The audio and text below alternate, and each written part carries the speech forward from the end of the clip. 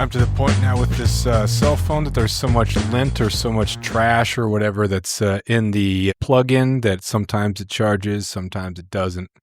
Yeah. Yeah, I went through that. I had to keep like using toothpicks. I finally upgraded to one that has the USB-C. Mm. So we'll see how that pans out. It's got like a little kind of plug in the middle. I don't know how well that's going to play out, but I'm committed now. Yeah, and everything is on a slow ticker time bomb. There's no money to be made in making quality products. Everything's got to be disposable. Yeah. Although the last time I see when I don't know, my last phone was lasted me like 5 or 6 years. It was still going. It's just the battery level never stayed good for very long. Yeah, that's one of the first things to go for sure. So, got a couple questions about suppressors. Yeah. So I was listening to the podcast with you and John Snow, and was it Natalie Krebs? Is she the one who was Yeah. leading that thing?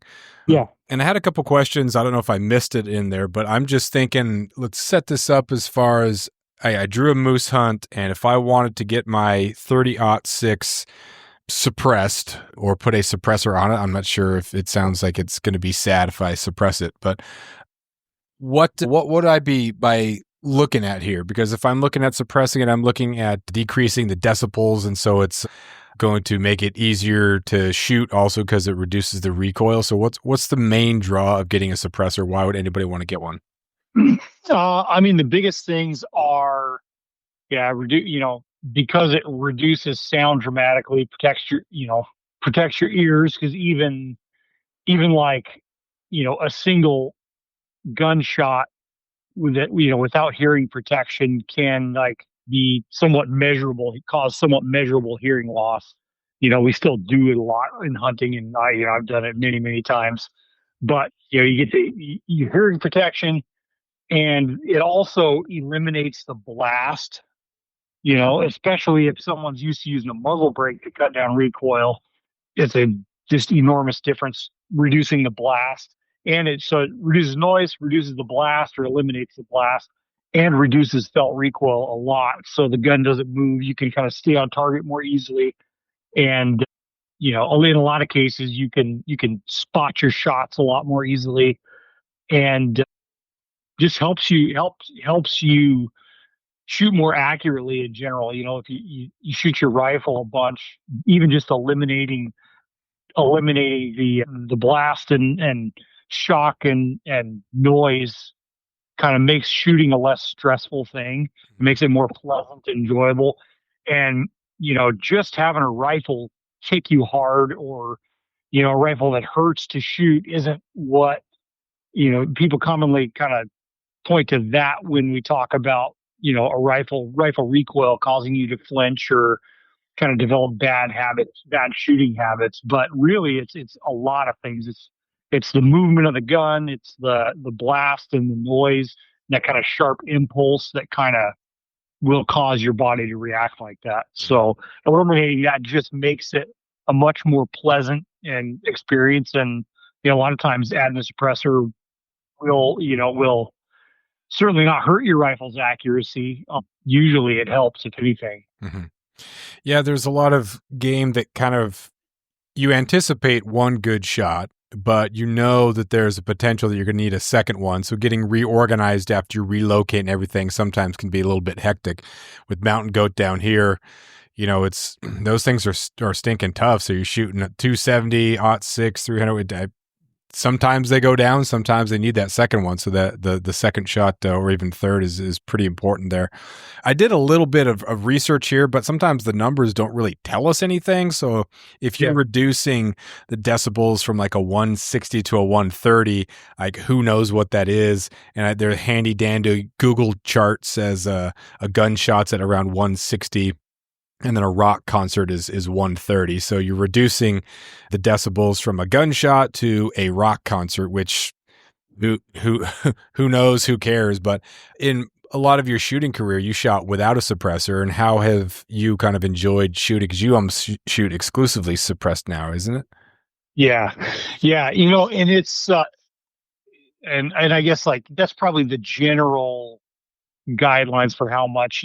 Every suppressor is a little different, and even the same suppressor, the sound level and sound kind of tone, how you perceive it will be different on different guns and different surroundings and applications. But generally, that is like, you'll reduce it from the 160 range down to about the 130 range, which a lot of them still, you get a supersonic crack of the bullet for any hunting cartridge, and it might still sound a little sharp, but you're cutting a ton of that out, and just everything from shooting from the bench to practicing to actually hunting is just made easier and more pleasant. And I don't know, the way it's one of those things that it's hard to describe exactly Mm. what you really like about it. Um, but you know it when you see it and you experience it. And I don't know anybody that has got to spend some time shooting suppressors that ever wants to go back to shooting without them, or Yeah. or even hunting without them, as a matter of fact. So the break is mostly, well, it's pretty much just reduction because a buddy of mine has a break, and if you're on the left or right of him, man, that it's like all the sound is directed right into your ears on the side because that's where the it all escapes out the side. What is the recoil reduction similar between a brake and a suppressor? I would say it kind of depends. It kind of depends on the suppressor, and it depends on the brake. Usually, I don't know, probably a rule of thumb is you're going to get a little bit better recoil reduction with a brake. I think that's kind of, unless you're really trained up on it, I think it's kind of canceled out by the blast, like the overpressure wave or the Mm. blast wave of the brake. And you perceive it as having that sound directed at you, but it's really a pressure wave. And a lot of us have experienced this, how just horribly unpleasant it is to be around someone shooting a brake. Yeah. And and if I'm kind of interested to see what happens over the next years. I mean, even shooting some brakes aren't as bad, but shooting a lot of brakes, I still feel like this can be good for me. There's one particular break I shot a little while back. Like, it wasn't even in a big cartridge, but literally made my eyes hurt when I shot it. And you experience that if you're off to the side, kind of getting blasted with those pressure waves. And it was actually an Army PA guy told me about the DoD has recently, like, adopted new kind of training restrictions and guidelines around blast overpressure, even on on certain weapons. And they found that repeated exposure to, like, I think they say 4 psi, and I don't know what exactly, how you would map that out with a hunting rifle break, but repeated exposure to 4 psi pressure waves, they've linked to, like, traumatic brain injury issues and Yeah. symptoms over time. So I think a lot of, big magnum hunting rifles, or the more, the brakes work by redirecting muzzle gases, and really effective brakes redirect them really well. So I think the more effective the brake, the more subject we might be putting ourselves to getting damaged. And Right. maybe I totally, like, lost where your original question on that No, was, no, but that's exactly what I was talking about. That was great. yeah, but the generally cans will reduce recoil, not maybe quite as well as a brake, but there's so many different designs now. It's kind of growing exponentially in the variety of stuff we can get. There's cans with end cap brakes, which do still act to direct gases in a way that reduces recoil even more.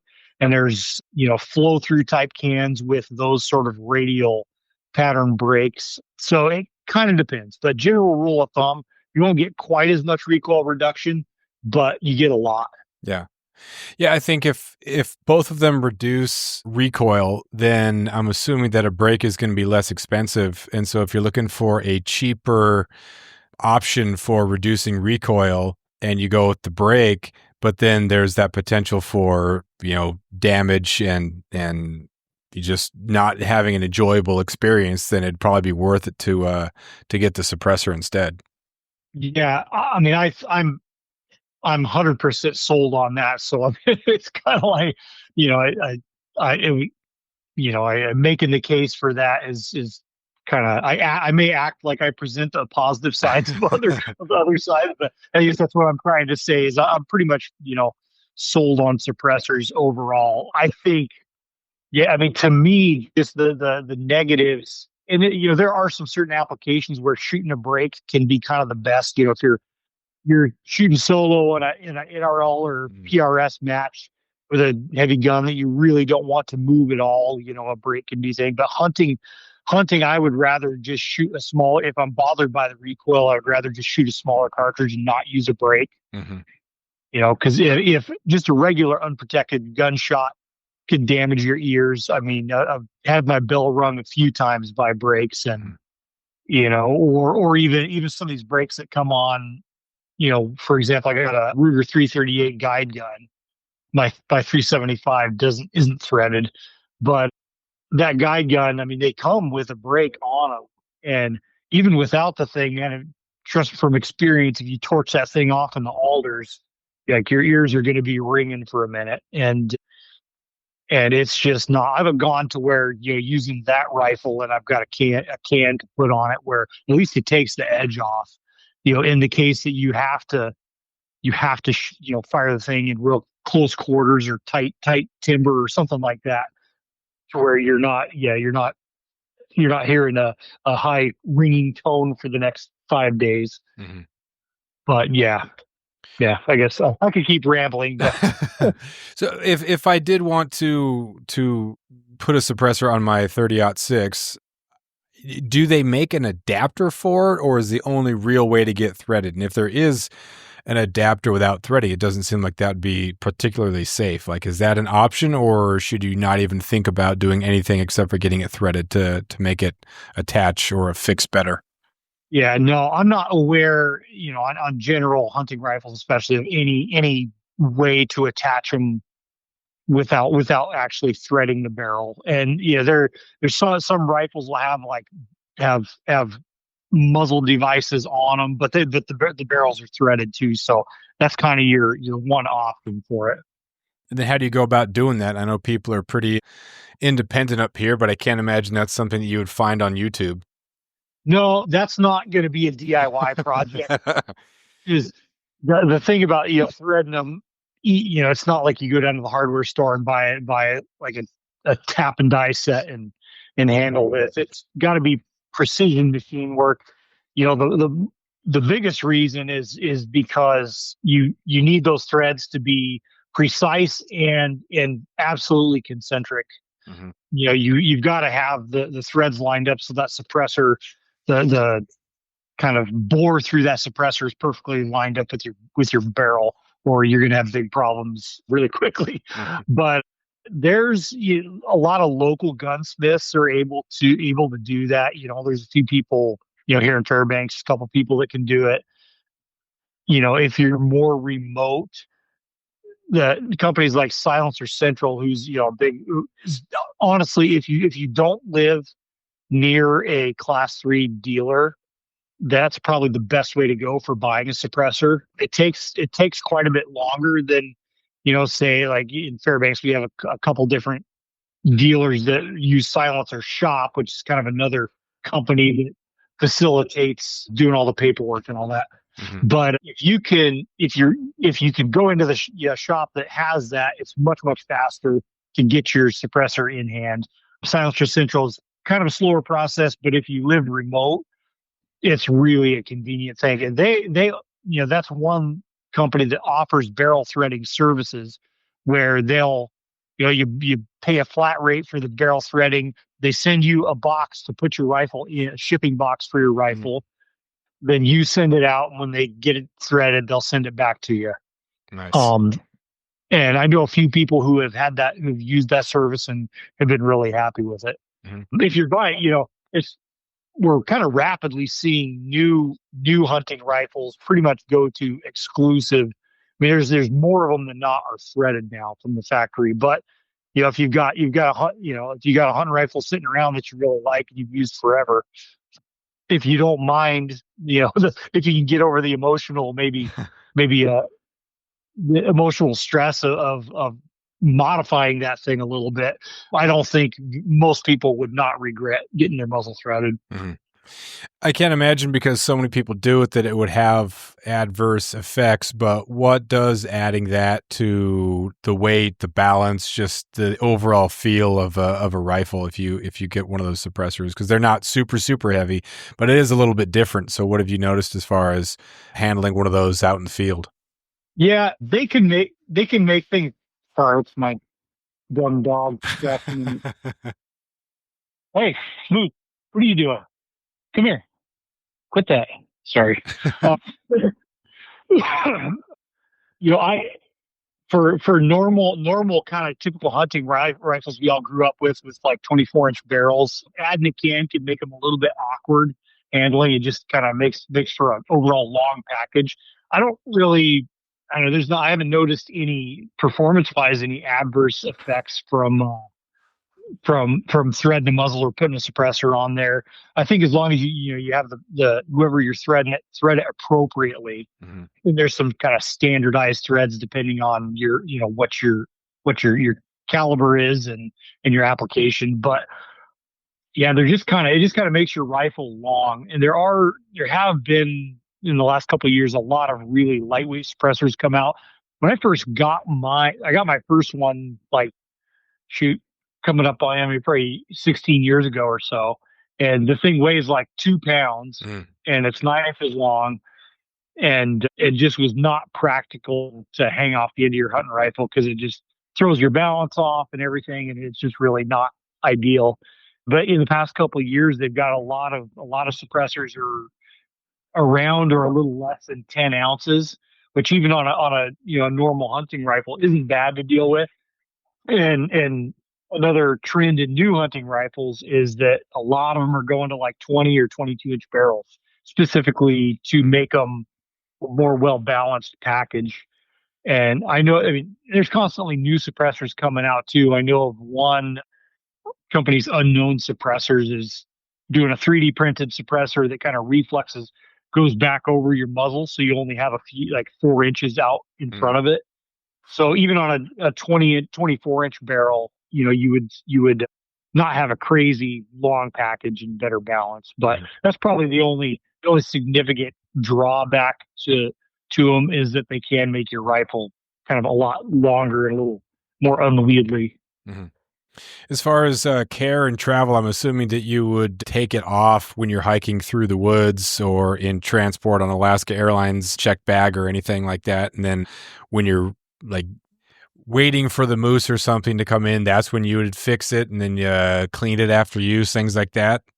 Not really, actually. I unless I need to take it off to fit stuff in the case. Yeah, I mean, I just would travel with it on the gun. You do well now that with the e-forms, you'll have a digital copy. They email you digital copies of your paperwork for them. So then if you try, especially if you travel, technically you're supposed to have that with you when you have the suppressor anywhere. Hmm. But yeah, I mean, I just leave it on the gun and hike with it on the gun, especially it can get a little superstitious. I don't notice any big point of impact shifts when I take off and remove a suppressor on the same gun. But man, the less things you can mess with, the better. And I Yeah. would just I like pick a gun with a little bit shorter barrel that it's not uncomfortable to hike around with, and I just leave the can on the gun. Mhm. Cleaning, there's some different schools of thought. Some people will tell you you never need to clean them. They do gradually accumulate carbon the more you shoot them. Center fire rifle cans, there's some different methods and tooling for kind of cleaning them, but you're basically just trying to soak them in solvent and get some of that excess carbon out.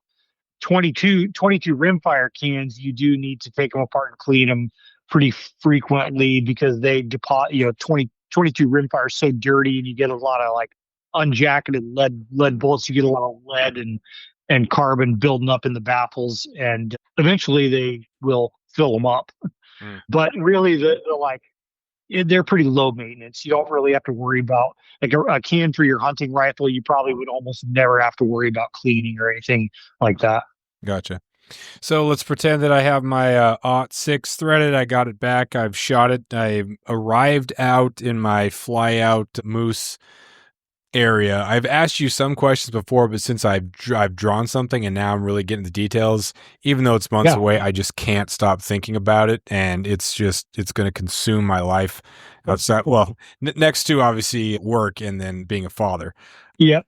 But when we land at the strip, people talk about you have your camp and then you don't go much further than a couple hundred yards from that point. People talk about, oh, I hiked 2 miles from camp, and then of course the moose came right into camp. So is that kind of the way to do it? Is it a matter of not wanting to get your scent around? Is it because they're big animals and you don't want to hike it as far? Like what do you typically you do? Well, you take all the Yeah, I think toys out there, so you like have a lot of fun out there. yeah, it's pretty nice. We kind of got it figured out in our little spot that's I don't know, it's we have a lot of fun out there. We're not all that alone, there's other people around, but if I it kind of depends, if you're getting flown out for moose, I would stay near. I'd find a spot to call near camp. It kind of depends, some areas you might get flown into might have a really good glassing spot. You might be able to actually see something. But I would try to find near camp, the best vantage point or area, for to call, and I would just call from there. Mm-hmm. If it's a spot where you can get up and see really well and maybe spot a bull to go after, even better. But at least we make a practice of calling from the same spot every day because it takes moose a long time to come in sometimes. And, we have gone and shown up in the morning and start calling, and there's a bull laying down that had come in at some point during the night before. And so you're not, moose will come to you, but it's just not, they come from so far too, a lot of times that it's just not, I don't know, it doesn't seem that productive to move a lot or waste a lot of energy moving. If you get a suitable spot to call from, you're doing just as good to call from there. Mm-hmm. And I certainly would not hike 2 miles from my camp to try to kill one and have to carry him 2 miles. Mm-hmm. When generally, like if you're going to be able to call one in over there, you can call one to camp Right. or to a reasonably close spot. Because it'll if you're doing it the old fashioned way on your back, it will take a long time to move them. Yeah. It's not my joke, but one of the first things I thought of when I drew the tag was you guys discussing the lateness or the earliness of rut. So I kind of had a chuckle about that. Yeah. But as far as calling things in, sometimes down here, you call in a blacktail and the first buck that shows up is probably not the big one. It's just the one that comes in the fastest. And so do you have larger groups, or should you kind of be patient and wait? Maybe there's a second one, or does that not happen very often? What's the during rut when you're calling something in? What is that like? Well, I think like everything, I think it depends. I mean, it can depend on the area, can depend on just how things are that year. I don't. There's not really any correlation because like moose, just the way they behave and the density is kind of low. And that time is that you get into September when they become responsive. They're moving so much that you're just getting the first moose that can hear you and wants to respond. Mm-hmm. There's not any rhyme or reason to it. It's not, ultimately you just have to decide your standards or your expectations. If you want to shoot a big one, then you got to pass up a small one that comes in first. And that big one may never come in, or he might come in first, or, you just never kind of know. So the biggest thing is I would decide what you want to shoot or what you're okay with doing and shoot the first one that comes that's within your expectations or your standards. Yeah. Sometimes a lot of times it's not going to be a big one, but like happened for me and my hunting partner this year, all of a sudden look up and there's a 60-inch bull standing there like 100 yards away. Yeah, speaking of, there's a couple deer that just walked into the yard. I'm sure my wife's going to go Uh, outside and ridicule them for, or not ridicule them, but scold them for trying to eat what she's just planted out there. oh man. But yeah, down here you got the carrying capacity, and then just the numbers. They're a lot more concentrated, especially during rut around certain muskeg. So I can't imagine that there's going to be, 7 or 8 bulls to be able to pick through. So I'm definitely going to be the first one that's a good representation. It's an any bull tag, and I only have about 8 days, which everyone talks about. You got to go 10 days to 14 days. So I'm hoping that something comes in early, and then it's just that good representation, because I would hate to pass up something and then not see anything for the rest of the time. Yeah. Obviously, like you said, it definitely varies and you can never really tell, but people talk about 10 to 14 days. Is that just because it takes a while for them to come in, or, that what's with the time?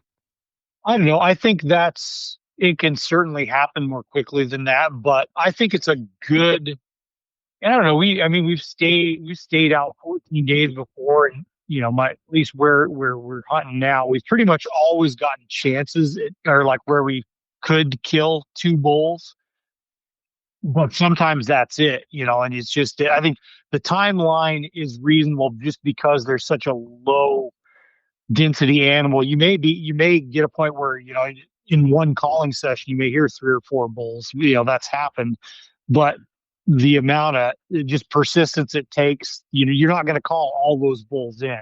Mhm. So, I think that's probably what a lot of people have settled on is just the time you generally want to allow for that amount of persistence and to be, have a good chance of getting at least one good chance. Sometimes it doesn't take, it takes a lot less time than that, but as it kind of averages out, that's probably why most people try to do that. That's why we certainly try to do 10 days, and we pretty much always have gotten chances at a couple bulls within 10 days. But there can be, so sometimes you get a bad stretch of weather for 3 or 4 days. It's windy, Right. and on the call, it's just not great weather for calling. And sometimes, yeah, you might be doing good to get one opportunity in 10 days. Mhm. It just kind of depends.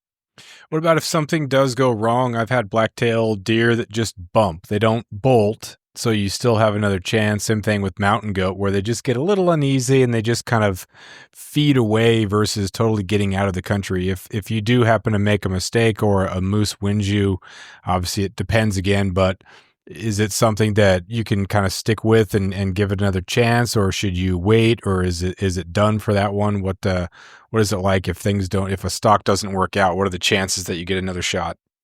Yeah, sometimes pretty good. I think just depending on what they're doing, if you're in area, there's areas where there'll be a lot of, a lot of moose traffic, or moose like to hang around, pinch points or something kind of around a lake, where sometimes you might see that moose again. Where we hunt, we've never really had that, at least that we know of. Sometimes we may be hearing the same bulls, but well, the moose are typically moving so much that I don't know. You don't If you can't go after them reasonably, or kind of, make a follow up stock on them, it's not worth the effort. It's not worth the emotional distress of worrying about it. You just keep doing your thing and trust that it's going to work, Mhm. because it usually does. A lot of times it's a different bull. Where we're at, we just can't pursue them anywhere. There's just not a reasonable way to pursue them or get another shot if you do pursue them. I have some moose are kind of weird. Sometimes if they're in an area that they really don't want to leave, doing some assistant guiding back in the day. I mean, I've watched, bow hunters basically follow a moose around a big flat in a big circle, for 8 hours. And then finally the moose kind of just gets tired of Mm. walking away from them, and they got up and got a shot on it. But it just depends, But if I had to make it, I would say, yeah. But if a bull runs off, what are you? And there's not realistically an option for you. Yeah, just keep calling and get the next one. Yeah. Hopefully. So once you get one down, is there anything specific or any tricks to butchering one that might be different? from bear, mountain goat, deer, things like that? Well, moving them is like the biggest pain in the butt. And we have pretty much can get a four-wheeler or machine to the ones we kill. Mm-hmm. So that makes it simple because they'll die, and usually they die on their sides, but sometimes they might die in a little hole. And I mean, we have had that happen where they die in kind of a pothole, a muskeg pothole, and you're kind of limited in your options. You just got to start skinning and taking them apart as they lay. But if you can, I would make sure you have some rope. And if you can, especially if you have two guys, if you're able to get them rolled on their back, I find it nice to, because we can also drag them away from the gut pile a few feet. I find it nice to pull the guts out first because they're just easier to move around and manipulate. Pull the guts out, then kind of flop them on their side and take all the meat off one side, flip them over, and take all the meat off the other. And there's a lot of different ways to do it, but if you can't, you might just have to start skinning one side and taking meat off and cutting parts off until you're able to move them. Mm-hmm. Cutting the head off right off the bat can really, it makes them a lot easier to flip around, to flop from side to side and roll. Because a lot of times you have their head down, their antlers might get stuck in the tundra or whatever, or if you're just trying to just get them up on their side or get them up on their back, the antlers can be, kind of a pain, especially if it's a big one. So that's one of the first things we try to do is position them, cut the head off, and yank the guts out, and then start working on the rest of the meat. Mm-hmm.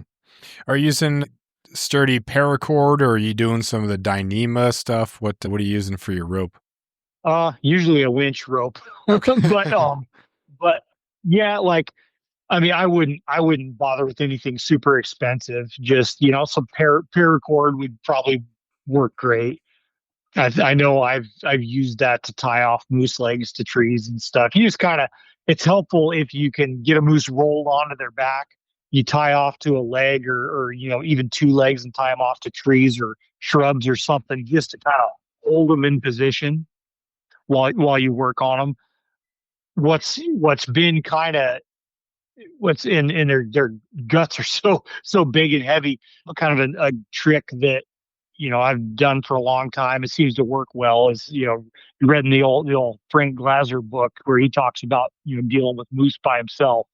Is to you split them, and then you kind of skin back and cut away the flank on one side. Maybe if you any slope, just whatever the convenient side is, cut away the flank down towards the spine to kind of open up a pathway where you can pull those guts out and slide them off to the side in front of the hind quarter instead of having to try to pull them over the pelvis. Mm-hmm. That seems to work pretty well. If you can, if you're really limited on weight, like a hand bow saw could be pretty handy. I just use we pack a sawzall, and splitting the sternum with a saw makes it a lot easier to get because you can open up the guts, cut through the viscera, and use your sawzall to rip the sternum in half, and then you can just use a knife to start at the trachea and start there and pull it all the way back down. You want to make sure you get as much of the trachea out of the neck as you can, though, because that will spoil pretty quick. But yeah. What about, do you go fixed blade, replaceable blades, couple of each? What do you use? Yeah, I usually just have a kit with 2 or 3 different fixed blade knives for dealing with moose, and a sharp, whatever sharpening stone or setup you use for that. That seems to work pretty good. Usually one real good sharp knife with a couple touch ups, you can get a moose skull and take it apart. Nice. Then in camp, when you're cooking it, what's your preferred method of cooking it? Oh, I don't know, man. Probably. Go ahead. We got a deer that's out eating the tulips right now. My wife is listening to something. She has her earphones in, so she can't hear. She just saw. Now she's going to chase that. We might have some venison for dinner. Sorry. So go ahead. How do you have the moose? No, I mean, probably the stuff we cooked up, probably just fried it in butter with Mm. salt and pepper. Most of I I I like to bring all my back straps and all the meat out on the bone, so I kind of like to, or don't like to cut any off in camp. Yeah. But some of the stuff we have eaten, yeah, just fried up in butter and salt and pepper. Yeah.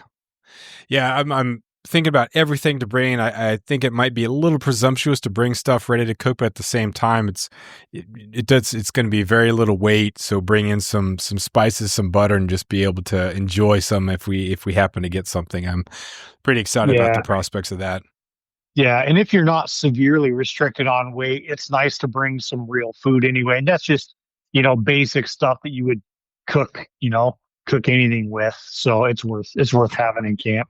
Do you have a separate cooking area and then your sleeping area, or does the scent of or being kind of near an airstrip or wherever you camp are the bears kind of just used to people in that area?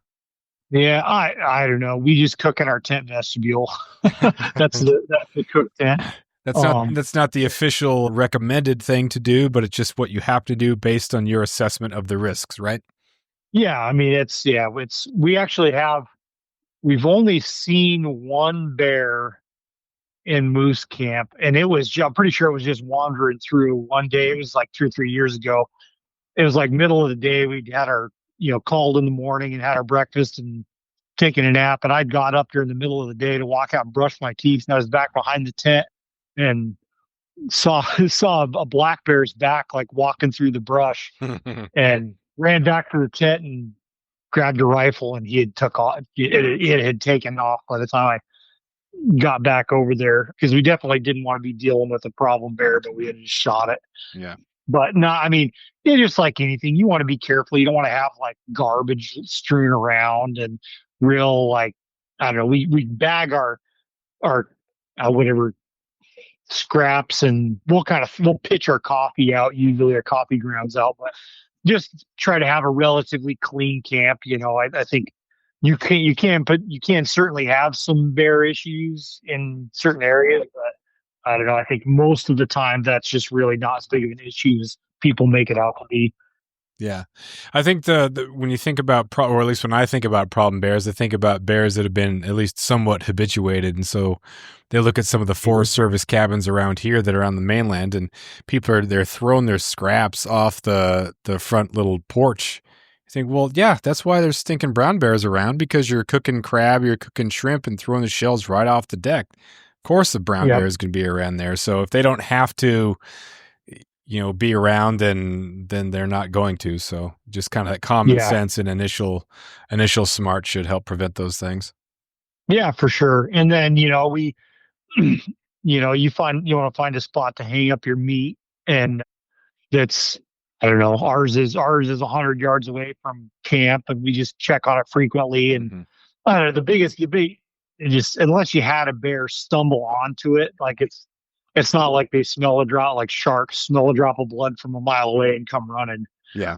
Like meat that's well taken care of doesn't, you can certainly smell it, but it's not like it stinks. It's not like it, and gut pile. Like one thing we do, because we try to, the goal is to kill two moose at the same spot, is we'll drag the hide over top of the gut pile, and so it kind of keeps it insulated during. It usually gets cold at night, so it keeps it cooler, keeps it insulated during the day, and kind of keeps any like scent or Hmm. decomposition kind of somewhat limited, and the birds can't get to any of it, Right. so you don't have all sort of ravens and stuff squawking all the time. That makes Um, sense. I mean, literally, my bull this year, I shot him like he was standing 30 yards, was walking 30 yards from the other bull's gut pile from a few days before. Nice. Cool. We've, several times we've had, had a gut pile. Yeah. Actually, that bull too, he was probably only 30 or 40 yards from the first gut pile. So, yeah, So that's anything. just a few. Just a couple things we do to kind of like help try and do what we can to mitigate maybe having some scent that might attract bears or Yeah. whatever. Yeah. In closing here, anything else about the suppressors or moose or etiquette? If you're flying in, obviously, like down here, there's only a certain amount of lakes that people can fly into. So, the chances of having it by yourself are, pretty solid, but there's going to be at times people are going to fly into the same lake. So limited airstrips up there. If you get flown into to somewhere where someone else is, what's kind of, do you meet in the middle and Rochambeau, or how does that kind of work? Yeah, I don't know. I guess I haven't dealt with that for moose myself. I mean, it's kind of a tough one because really, both of you calling from the same airstrip, you're just working against each other. It's not a productive thing, or it's not where you can say we're gonna walk this way and you're gonna walk that way because you're all kind of calling the same moose. Yeah. So I don't know if I would have a serious talk with the air taxi about putting me somewhere else if that was the case. Yeah, that's If the I would be thinking about that nonstop too, just hoping that it's going to be clear and open. A, that we can get Yeah, there, and then B, that there's no one else there. yeah. Well, So you could maybe have, depending on the place or, depending on everything, it depends. But, sometimes it might be worth having the talk with them about, what if that happens, mhm. backup spots and stuff like that. Cause, even if you could just get a few miles away, maybe if they've got other spots that are within reasonable distance just to get some space from other people. You don't necessarily have to be 5 miles away from the nearest person to be successful and by any means, but hunting out of the same airstrip for moose is going to be probably Yeah. kind of contentious. Yeah, that's going to be the nightmare for the next 6 months or whatever it is. Yeah. So, Well, I don't know if any advice I would get from over the years. Yeah, I used to sheep hunting. I used to really get bent out of shape just worrying about what people we would run into here or there or whatever. And usually, worrying about it's not going to do anything. So right. Yeah. most of the time, it's not. It's almost never been an issue. Almost never. Nice. Well, hopefully that's the case. Yeah, but yeah, man. Suppressors. I think they're a good buy. If it depends on what you want in your budget. There's a lot of really good, pretty lightweight suppressors for about $1,000. You can get into them for well, not including the tax stamp, about $600 or so too. But those ones are going to be, maybe for a lot of normal hunting purposes, they're totally fine. But they're going to be a little heavier. Hmm. But yeah, something like if you were just going to buy one hunting rifle suppressor, something like probably like a KGM like R30K or something like that. It's going to be probably really hard to beat. Just good, durable, recoil reducing suppressors that are right about $1,000. Cool. So, if people want to listen to the in-depth total nerd out that you went on, that was at the Outdoor Life podcast. Was that the latest one, or was that a couple weeks ago?